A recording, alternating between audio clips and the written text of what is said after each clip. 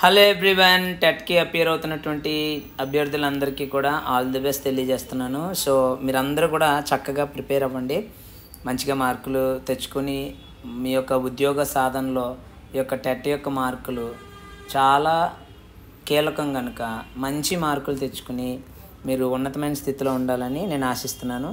So మరొక పేపర్ని నేను ఎక్స్ప్లెయిన్ చేయడానికి ట్రై చేస్తాను. క్వశ్చన్ నెంబర్ 1 చూద్దాం. Read the following conversation. So conversation చదవమని చెప్పారు. My examinations are in the next month. A చెప్తున్నారు, వచ్చే నెలలో నా యొక్క పరీక్షలు ఉన్నాయి. బి అంటున్నారు, if I were you I would not waste time. నేనే కనుక నువ్వైతే అప్పుడు నేను నా యొక్క సమయాన్ని వేస్ట్ చేయను. ఇక్కడ ఉన్నటువంటి మనకు అడిగినటువంటి క్వశ్చన్ ఏంటి అంటే, in the above conversation B offered. ఈ యొక్క వచ్చినటువంటి కాన్వర్జేషన్లో బి ఏం చెప్తున్నారు? హెల్ప్ ఇస్తున్నారా, సజెషన్ ఇస్తున్నారా, his time or his message, అతని సమయాన్న అతని సందేశాన్న. సో ఇక్కడ ఏంటి అంటే, if I were you I would not waste time అనేటువంటిది అతని యొక్క suggestion. Option 2 is the right answer. So question number 62 చూద్దాము. The teacher said to the boy keep it up. ఓకేనా, టీచర్ గారు అబ్బాయిని అన్నారు కీప్ ఇట్ అప్ అన్నారు. The purpose of the sentence in inverted commas is. ఈ యొక్క keep it up అనేటువంటి sentence యొక్క పర్పస్ ఏంటి, దాని యొక్క ప్రయోజనం ఏంటి? To permit, to disappoint, okay, అనుమతినివ్వడమా, నిరుత్సాహపరచడమా, టు ఆఫర్ హెల్ప్, సహాయాన్ని అందించడమా, టు ఎంకరేజ్, ప్రోత్సహించడమా. Okay, 4th one to encourage. Keep it up అనేటువంటిది ఉపయోగించబడినప్పుడు అది ఎందుకోసం అంటే ఎంకరేజ్ చేయడం కోసమని మనం యూజ్ చేసేటువంటి సెంటెన్స్ కదా. ఇంకా అది 4th one is the right answer. Okay, keep it up అంటే ప్రోత్సహించడానికి, టు ఎంకరేజ్ ఈ యొక్క సెంటెన్స్ యూజ్ చేయబడుతుంది.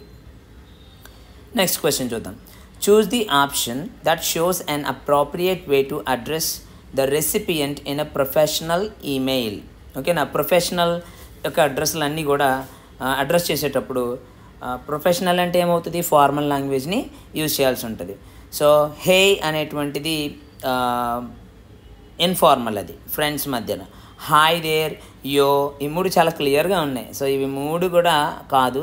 కాబట్టి స్పష్టమైనటువంటి ఈ యొక్క ప్రొఫెషనల్ ఈమెయిల్లో అడ్రస్ చేసేటువంటి విధానం ఏంటి అంటే డియర్ మిస్టర్ స్మిత్ అనేటువంటిది. So option 2 is the right answer. Okay, option 2 is the right answer. 64th one చూద్దాం. Choose the option that is not a tip for writing a short story. Short story అంటే ఎలా ఉంటుంది, చిన్నగా ఉంటుంది, మహా అయితే 2-3 పేజీలు. ఓకేనా, 2-3 పేజీలు లేకపోతే 4 పేజీల లోపల ఉండేటువంటి స్టోరీని షార్ట్ స్టోరీ అంటాము. అండ్ దెన్ స్టోరీని స్టార్ట్ చేయాలి, అది కరెక్టే. డెవలపింగ్ కంపెలింగ్ క్యారెక్టర్సా, writing as much detail as పాసిబులా, లేకపోతే సీకింగ్ ఫీడ్బ్యాక్ ఫ్రమ్ అదర్సా. సో ఈ యొక్క 4 ఆప్షన్స్లో మనం చూసుకోవాల్సినటువంటిది ఏంటి చూద్దాం ఒకసారి. స్టార్టింగ్ ఏ స్టోరీ అనేటువంటిది మనకు అవసరమే. And then developing compelling characters, ఇది కూడా ఇంపార్టెంటే, అది ఉండాలి ఖచ్చితంగా. ఇంకా సీకింగ్ ఫీడ్బ్యాక్ ఫ్రమ్ అదర్స్, ఇది కూడా తీసుకోవాల్సినటువంటి ఆప్షనే. Writing as much detail as possible అనేటువంటిది కరెక్ట్ ఆప్షన్ కాదు. ఓకేనా, అంటే it is not a tip అనమాట. ఎందుకంటే షార్ట్ స్టోరీలో డీటెయిల్స్ అనేటువంటివి యాజ్ మచ్ యాజ్ ఉండవు. ఓకేనా, అవి కన్సైజ్గా ఉంటాయి కనుక. So this one is the right answer. Next, choose the correctly punctuated sentence అంట. Ravi said I want to go to New York next year. So ఇది రవి సెడ్ అనేటువంటిది డైరెక్ట్ స్పీచ్. ఇది డైరెక్ట్ స్పీచ్ కనుక కొటేషన్స్లో ఉండాలి ఖచ్చితంగా. కొటేషన్స్ లేవు కనుక ఇది కాదు. రవి సెడ్, ఇక్కడ కొటేషన్ మార్క్స్ ఉన్నాయి. Ravi said I want to go to New York next year. Okay, ఇక్కడ కొటేషన్ మార్క్స్ ఉన్నాయి, పంక్చువేషన్స్ కరెక్ట్గా ఉంది, దీన్ని పక్కన ఉంచుతాం. రవి సెడ్ ఎప్పుడు కూడా ఈ యొక్క పార్ట్ని, ఓకేనా, అంటే ఎవరైతే చెప్తున్నారో ఆ యొక్క పార్ట్ని మనం కొటేషన్స్లో పెట్టము. ఓకేనా, కాబట్టి ఇది కూడా కరెక్ట్ కాదు. అలాగే Ravi said I want to go to New York next year. So ఇక్కడ మనం చూసుకోవాల్సినటువంటిది ఇవి 2 కరెక్ట్గా ఉన్నాయి. ఈ రెండిట్లో ఏదనేటువంటిది మనం ఇక్కడ చూద్దాం. ఇది ఒక స్టేట్మెంట్ కనుక మనకి ఏమవుతుంది, ఎక్స్క్లమేటరీతో ఎండ్ అవ్వదు కదా, ఫుల్ స్టాప్తో ఎండ్ అవుతుంది. I want to go to New York next year అనేటువంటిది ఇదొక స్టేట్మెంట్. కాబట్టి option 4 is the right answer. 4 is the right answer. And then ఇక్కడ గ్రామర్ చూద్దాము. ఇక్కడ 4 పార్ట్లలో ఏది రాంగ్ ఉంటుందో ఇచ్చినటువంటి ప్యాటర్న్లో ముందు ఎక్స్ప్లెయిన్ చేసినటువంటి పేపర్లో కూడా ఈ యొక్క క్వశ్చన్ కామన్గా అడుగుతూ ఉన్నారు. ఇది చూద్దాం. ABCD ఈ 4 పార్ట్స్లో ఏది రాంగ్ ఉంది అనేటువంటిది అడుగుతున్నారు. Then he said that he will come the following day. ఇక్కడ చూద్దాం. హీ సెడ్ అనేటువంటి దాంట్లో ఏమి లేదు, కరెక్ట్గానే ఉంది. దట్ కూడా బాగానే ఉంది. హీ విల్ చూడండి, ఇక్కడ హీ సెడ్, ఓకేనా. ఈ యొక్క వెర్బ్ ఈ యొక్క రిపోర్టెడ్ పార్ట్లో ఈ యొక్క పార్ట్లో ఉన్నటువంటిది దాన్ని బట్టి ఈ యొక్క రిపోర్టింగ్ పార్ట్లో ఉన్నటువంటి వెర్బ్ మారుతుంది. కాబట్టి ఇది V2 కదా, ఇదేమవుతుంది విల్ వుడ్ అవ్వాలి, కానీ అలా కాలే. కాబట్టి తప్పు ఎక్కడ ఉంది అంటే Cలో ఉంది, ఓకేనా. తప్పు అనేటువంటిది Cలో ఉంది. కాబట్టి సి ఇది కరెక్ట్ ఆన్సర్ అనమాట, ఓకేనా. హీ వుడ్ అవ్వాలి అక్కడ, కానీ హీ విల్ కమ్ అన్నారు. హీ వుడ్ కమ్ అనాలి, హీ విల్ కమ్ అన్నారు. కాబట్టి ఇదే wrong part. Choose the part that has a grammatical error అన్నారు. గ్రామాటికల్ ఎర్రర్ ఉన్నటువంటి పార్ట్ సి అనమాట, ఓకేనా. నెక్స్ట్ క్వశ్చన్ చూద్దాం. Choose the suffix. సఫిక్స్ అంటే ఆల్రెడీ చెప్పాను నేను. ప్రిఫిక్స్ అంటే ముందు ఉంటుంది, సాధారణంగా ఎలా ఉంటాయి, ఇలా రాయబడి ఉంటాయి. సఫిక్స్ అంటే క్లోజింగ్లో ఉంటాయి. ఇక ఇక్కడ ఉన్నాయన్నీ కూడా సఫిక్స్లే. అందుకని చూడండి, LYICISN ఈ విధంగా హైఫన్తో స్టార్ట్ అయ్యేటువంటి వాటిని సఫిక్స్ అంటారు. ఇవి రూట్ పదాలకి చివరన యాడ్ చేయబడతాయి అన్నమాట, ఓకేనండి. సో ఏంటి, అడ్జెక్టివల్ ఫామ్ కావాలి మనకి. ట్రాజడీకి అడ్జెక్టివ్ ఫామ్ ఏమవుతుంది, ట్రాజిక్ అవుతుంది, ఓకేనా. ట్రాజిక్ అవుతుంది. కాబట్టి IC ఉన్నటువంటి ఈ యొక్క సఫిక్స్ కరెక్ట్ ఆన్సర్ అవుతుంది. Choose the correct option that indicates the arrangement of the words in alphabetical order. Alphabetical order చూడండి, అన్ని REలు ఉన్నాయి. RE తర్వాత S, G, 2 S, 3 Sలు ఉన్నాయి. GM ముందు కనుక ముందు ఇది రాసేసుకుందాము. Regional is the first option. ఇంకా RES 3 ఉన్నాయి. RES తర్వాత O ఉంది, 2 Pలు ఉన్నాయి, ఓకేనా. సో O ముందు కాబట్టి దీన్ని కూడా పక్కకి తీసేద్దాము. రీసోర్స్ అనేటువంటిది అయిపోతుంది. ఆ తర్వాత ఇంకేమున్నాయి, 2 ఉన్నాయి. Respect, responsible. ఇక్కడ RESP, P తర్వాత E ఉంది. కాబట్టి ఏమవుతుంది, ఈఏ ముందు, O కంటే E ముందు కదా, O కంటే E ముందు. కాబట్టి రెస్పెక్ట్ అనేటువంటిది 3వ పొజిషన్లో ఉంటుంది. 4వ పొజిషన్లో రెస్పాన్సిబుల్ అనేటువంటిది ఉంటుంది. కాబట్టి నంబరింగ్ ఇచ్చేసుకుని మన ఆన్సర్ మనం చూద్దాం. రీజనల్ అనేటువంటిది నెంబర్ 1, రీసోర్స్ అనేటువంటిది number 2, respect number 3, responsible number 4. కాబట్టి BACD ఎక్కడ ఉందో చూడండి, అది కరెక్ట్ ఆన్సర్ అవుతుంది. BACD, ఓకేనా. డిక్షనరీ ఎంట్రీలో ఖచ్చితంగా క్వశ్చన్ అడిగాడు. మరి ఈ సంవత్సరం కూడా అడుగుతున్నాడనే అనుకుంటున్నాను. నేను ప్రయత్నం చేస్తున్నాను ఈ టెట్కి రాసినటువంటి వాళ్ళ దగ్గర నుంచి ఇన్ఫర్మేషన్ తీసుకోవడానికి. అది ఏ ఆర్డర్లో ఉందో అది కూడా నేను చాలా త్వరగానే అప్లోడ్ చేయడానికి ట్రై చేస్తాను. అఫీషియల్గా ఈ యొక్క ఇన్ఫర్మేషన్ నాకు అందగానే దాని మీద ఏ ప్యాటర్న్లో ఇస్తున్నాడో దాన్ని కూడా చేస్తాను. అప్పటి వరకు ఈ యొక్క నోటిఫికేషన్స్ ఆన్లో పెట్టుకోండి. ఈ యొక్క టెట్ ఎగ్జామ్స్ అయ్యే వరకు కూడా ప్రతిరోజు ఒక వీడియోని నేను ఖచ్చితంగా అప్లోడ్ చేస్తాను, ఓకేనండి. సో 69 చూద్దాం. క్వశ్చన్ నెంబర్ 69 చూద్దాం. 9th one. Choose the idiom that gives the meaning free oneself from. వదిలించుకోవడం అనేటువంటి అర్థం వచ్చేటువంటిది ఇక్కడ గెట్ రిడ్ ఆఫ్ అనేటువంటిది వదిలించుకోవడం. ఫ్రీ వన్ సెల్ఫ్ ఫ్రమ్ అనేటువంటిది. గివ్ అవే అంటే ఉచితంగా ఇవ్వడం. ఫర్ ఏజెస్ అంటే చాలా కాలం నుండి. కాబట్టి కరెక్ట్ ఆప్షన్ అనేటువంటిది ఇక్కడ మనకి ఏమవుతుంది అంటే get rid of is the right answer, ఓకేనా. Next, the disease is dash the entire world. Okay, correct phrase అడిగాడు అనమాట. కరెక్ట్గా ఫ్రేజ్ అడిగాడు కాబట్టి చూద్దాం. స్ప్రెడ్ ఎట్టా, స్ప్రెడ్ ఇన్నా, స్ప్రెడ్ ఆనా, స్ప్రెడ్ అక్రాసా, ఓకేనా. So across, spread across the entire world అనమాట. నెక్స్ట్ వన్ చూద్దాం. Choose the misspelled word out of the given words. తప్పుగా ప్రనౌన్స్ అయినటువంటి, తప్పుగా స్పెల్ చేయబడినటువంటి వర్డ్ని అడిగారు ఇక్కడ. అది మనం ఒకసారి చూడడానికి ట్రై చేద్దాం, ఓకేనా. So visionary, and then campaign రైటే, సైంటిఫిక్ కూడా రైటే, అండ్ దెన్ ఇంకా మిగిలినటువంటి పదాలు కూడా మనం చూసేద్దాము.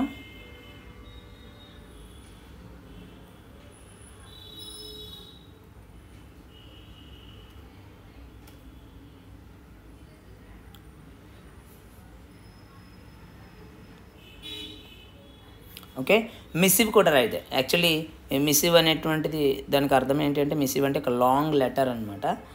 లెటర్ ఎస్పెషల్లీ ఏ లాంగర్ అఫీషియల్ వన్, దాన్ని మిసివ్ అంటారు. అది నౌన్ ఫామ్. ఇది కూడా కరెక్టే. విజనరీలో మాత్రం ఇక్కడ స్పెల్లింగ్ ARY వస్తుంది.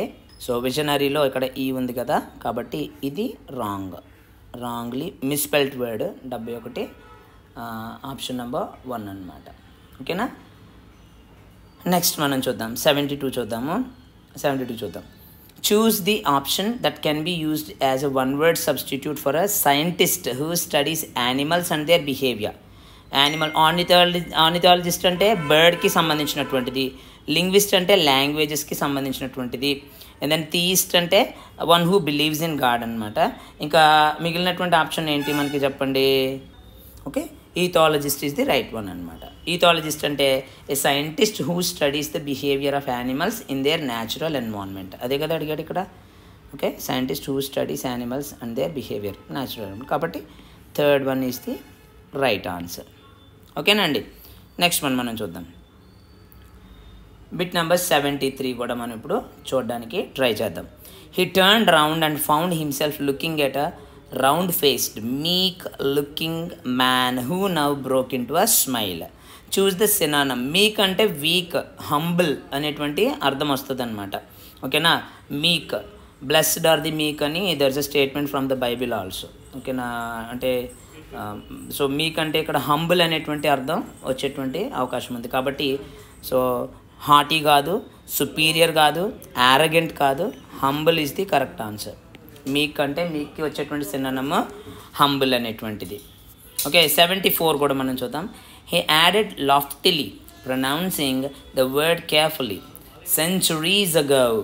Okay, choose the antonym of the word loftily. ఓకేనా. లాఫ్టిలీకి అర్థం చూసుకుంటే మనం దాన్ని బట్టి దానికి సంబంధించినటువంటి యాంటనమ్ ఏంటని చూడవచ్చు. సో లాఫ్టిలీ అంటే అర్థం ఏంటి అంటే disapproving in a way that shows you think you are better than other people అనమాట. మిగిలిన వాళ్ళందరికంటే కూడా నేనే గొప్పవాడిని అనేటువంటి విధానంలో చెప్పడాన్ని లాఫ్టిలీ అంటారు.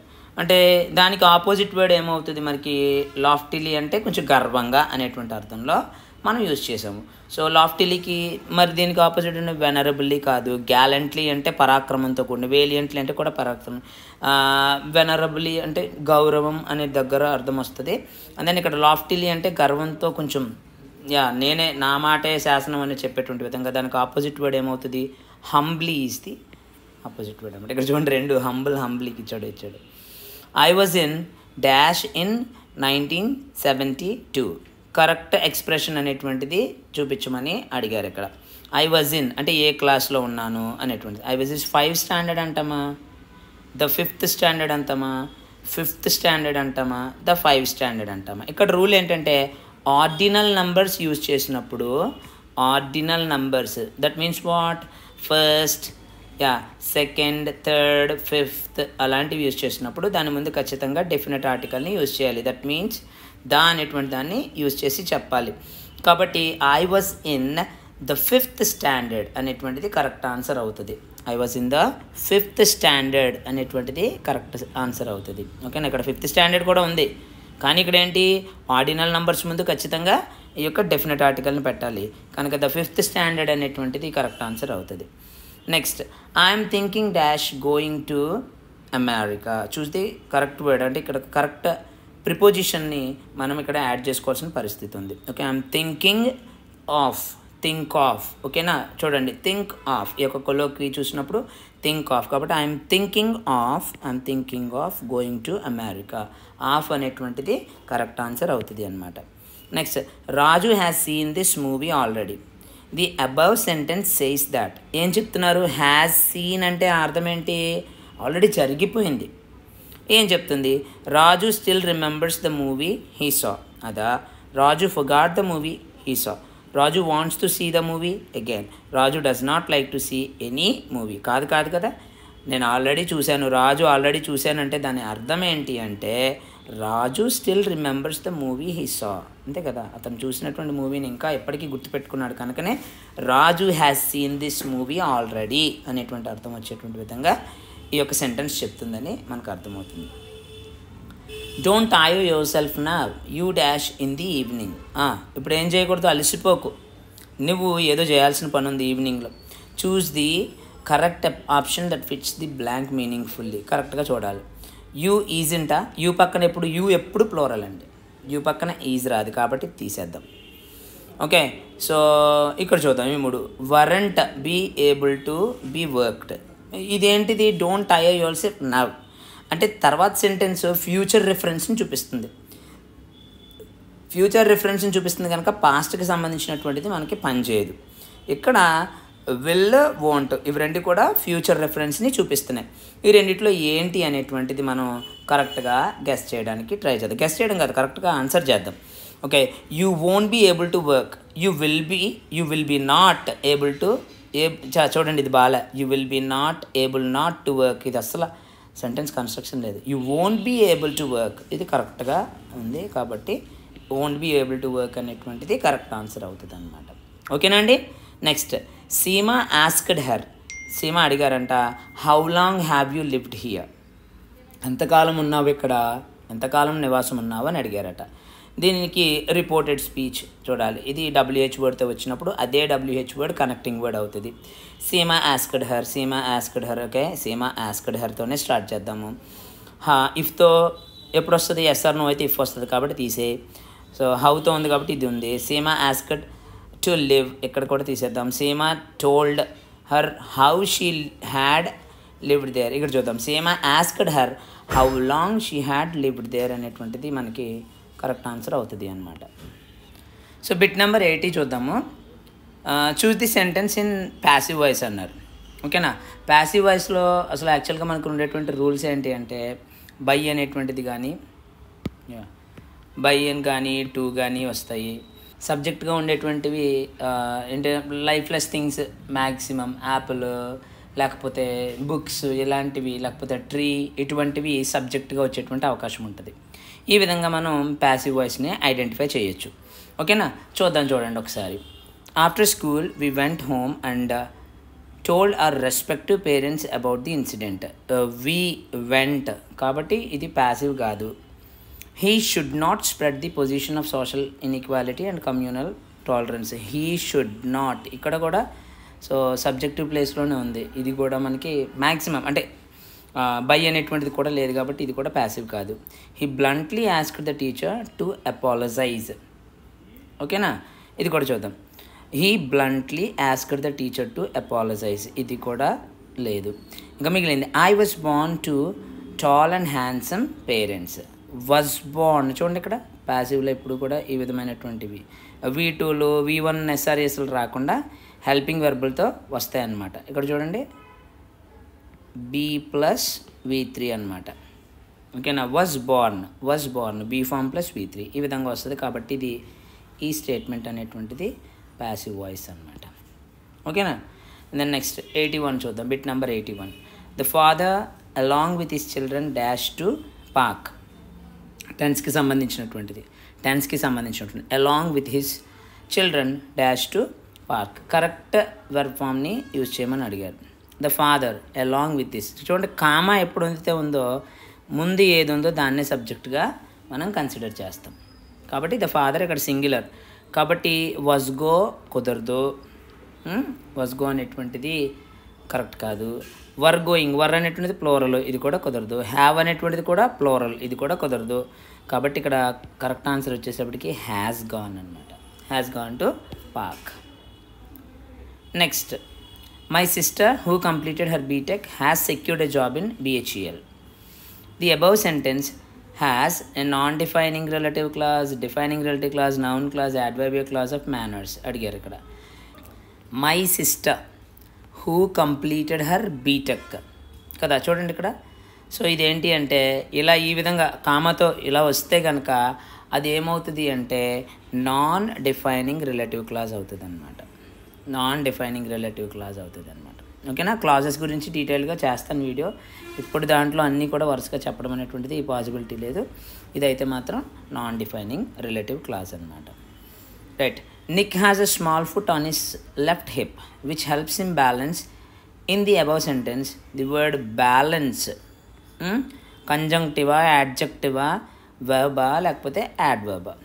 Balance, him balance, helps him balance. ఇదేంటి అనేటువంటిది మనం ఇప్పుడు చూడాల్సిన పరిస్థితి ఉందన్నమాట. సో హెల్ప్స్ హిమ్ అని ఇక్కడ ఇది వెర్బ్గా పనిచేస్తుంది. ఎందుకంటే హెల్ప్ హిమ్స్ టు బ్యాలెన్స్ అనేటువంటి ఫామ్లో చూపించారు కాబట్టి దీన్ని ఒక వెర్బ్ కింద మనం తీసుకోవచ్చు అనమాట. ఓకేనండి. Next, his parents decided not to send him to a special school. Okay, the above sentence has dash nouns. ఎన్ని నౌన్లు ఉన్నాయి? పేరెంట్స్ ఒకటి, not to send him to A school. Okay, so ఎన్ని ఉన్నాయి? రెండే ఉన్నాయి, అంతే కదా. 2 నౌన్స్ ఉన్నాయి, 2 నౌన్స్ ఉన్నాయి. ఇది adjective, verb, adverb, preposition, verb, pronoun, preposition, adjective, మళ్ళీ యాడ్జెక్టివ్. సో మనకు ఉన్నటువంటివి పేరెంట్స్, నౌన్, ఇవి రెండే నౌన్ ఫార్మ్స్ మనకి. Born in London, he became the citizen of the UK. The above sentence is an imperative సెంటెన్సా, complex సెంటెన్సా, compound సెంటెన్సా, simple సెంటెన్సా? ఓకేనా, అవి మనం ఇప్పుడు చూడడం జరిగింది. It's a born in London, he became, అంతా ఎన్ని ఉన్నాయి ఇందులో చూడండి. ఒక సబ్జెక్టు, ఒక వెర్బ్, అంతే. కాబట్టి ఇది ఏమవుతుంది? సింపుల్ సెంటెన్స్ అవుతుంది. అయిపోయింది, అంతే. Okay, 4th one. Next, choose the linker that can be use to order points అంట. ఆర్డర్ పాయింట్స్ అంటే వరుస క్రమంలో చెప్పడం అనమాట. సో బిసైడ్స్ అంటే అదనంగా, ఇన్ ద సేమ్ అంటే అదే విధంగా, ఆన్ ద కాంట్రరీ అంటే దానికి వ్యతిరేకంగా. సో ఆర్డరింగ్ పాయింట్స్ అనేటువంటిది ఇక్కడ మనకు తెలియజేస్తున్నటువంటిది ఏంటి? ఫస్ట్లీ, మొదటగా, సెకండ్లీ, థర్డ్లీ, ఫైనలీ. ఓకే, ఆ విధంగా చెప్తుంది. కాబట్టి ఆర్డర్ పాయింట్స్ని ఆర్డర్గా చెప్పేటువంటి లింకర్ ఏంటి అంటే firstly. Shravani goes to school dash Yamuna daily. ఇక్కడ శ్రావణి, యమున. ఓకే, సో తో వెళ్తుంది. ఇన్ స్పైట్ ఆఫ్ అంటే ఆ విధంగా అయినప్పటికీ, అహెడ్ ఆఫ్ ముందుగా, ఇన్ ఫ్రంట్ ఆఫ్ అంటే ముందు, అలాంగ్ విత్ అనేటువంటి దాన్ని మనం ఈ యొక్క ప్రిపోజిషన్ని మనం యూజ్ చేస్తామన్నమాట. ఇదే ఫ్రాజల్ ప్రిపోజిషన్. ఈ ఫ్రాజల్ ప్రిపోజిషన్ని మనం యూజ్ చేస్తాం. ఓకేనండి. రైట్, నెక్స్ట్ వన్ చూద్దాం. I would like to have tea. The sentence indicates would like to have obligation, తప్పనిసరిగా, పాసిబిలిటీ, అవకాశం ఉందనా, ప్రిఫరెన్స్ అంటే ఇది నా యొక్క ఇష్టం అని తెలియజేస్తున్నారా, పర్మిషన్, అనుమతియా? ఏంటి చెప్పండి? ప్రిఫరెన్స్, నాకు టీ కావాలి అనేటువంటిది preference. Option 3 is the right answer. ఓకేనా, లాస్ట్ 2 క్వశ్చన్స్ ఉన్నాయి, అవి కూడా మనం చూసేద్దాం. రీడ్ ది ఫాలోయింగ్ ప్యాసేజ్ అంట. He who teaches us anything which we know not before is undoubtedly to be loved as a benefactor, and he that supplies life with amusement will be caressed as a pleasing person. According to the passage, the author suggests that we should regard someone who teaches us something new. ఏం చెప్తున్నారు? ఎవరైతే he who teaches us anything which we know, మనకి తెలిసిన దాన్ని teach చేస్తే, not before, is undoubtedly to be loved as a benefactor. Okay, రెండో statement. And he that supplies life with amusement, ఎవరైతే మన జీవితంలో సంతోషాన్ని సప్లై చేస్తారో, will be caressed as a pleasing person. So ఏ విధంగా అతన్ని ఎలాగ అనుకుంటాం? మన జీవితంలో సంతోషాన్ని కలిగించేటువంటి వ్యక్తి అనుకుంటాం అనమాట. క్వశ్చన్ ఏంటి అంటే ఆథర్ ఏం చెప్తున్నారు? That we should regard someone who teaches us something new. మనకి ఏదైనా ఒక కొత్త దాన్ని నేర్పిస్తున్నటువంటి వాళ్ళని మనం ఏ విధంగా రిగార్డ్ చేస్తాం అంటే ఏ విధంగా గుర్తిస్తాం అనేటువంటి దాన్ని అడుగుతున్నారు అక్కడ. విత్ సస్పిషన్ అండ్ సెప్టిసిజం, అనుమానంతో చూస్తామా? విత్ గ్రాటిట్యూడ్ అండ్ అఫెక్షన్, సంతృప్తితో, కృతజ్ఞతతో చూస్తామా? ఇండిఫరెన్స్ అండ్ యాపతి అంటే వ్యతిరేక భావంతో చూస్తామా? క్రిటిసిజం అండ్ డిస్డైన్, విమర్శనాత్మకంగా చూస్తాం.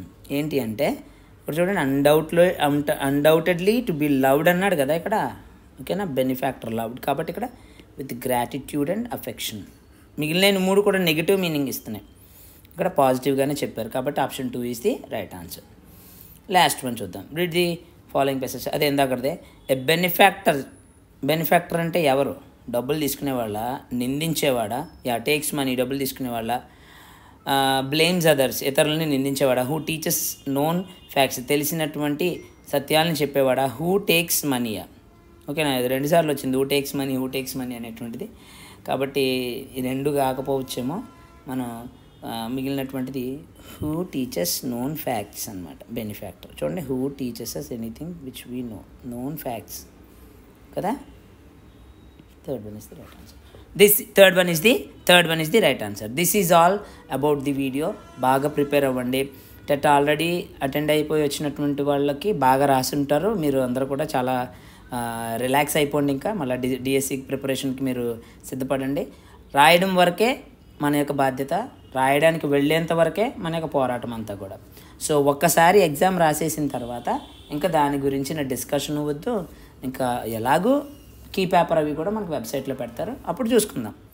ఓకేనా. ఇంకా తర్వాత మనం బాధపడేది ఏం లేదు. ఎవరైతే ఇంకా ఇప్పటికీ ఎగ్జామ్ ఇంకా అవ్వలేదో, ఇంకా రాబోయే సెషన్స్లో ఎగ్జామ్కి వెళ్తూ ఉన్నారో వారందరూ కూడా చక్కగా ప్రిపేర్ అవ్వండి. మీకు ఏమైనా క్వశ్చన్స్ ఉంటే కనుక కామెంట్ సెక్షన్లో పోస్ట్ చేయండి. సాధ్యమైనంత వరకు వాటిని నేను వీడియోస్ చేసి పెట్టడానికి ట్రై చేస్తాను. Thank you very much. ఈ వీడియో నచ్చినట్లయితే దయచేసి లైక్ చేయండి, సబ్స్క్రైబ్ చేయడం మర్చిపోవద్దు, నా యొక్క ఛానల్ని సపోర్ట్ చేయండి. Thank you very much. Wish you all the best.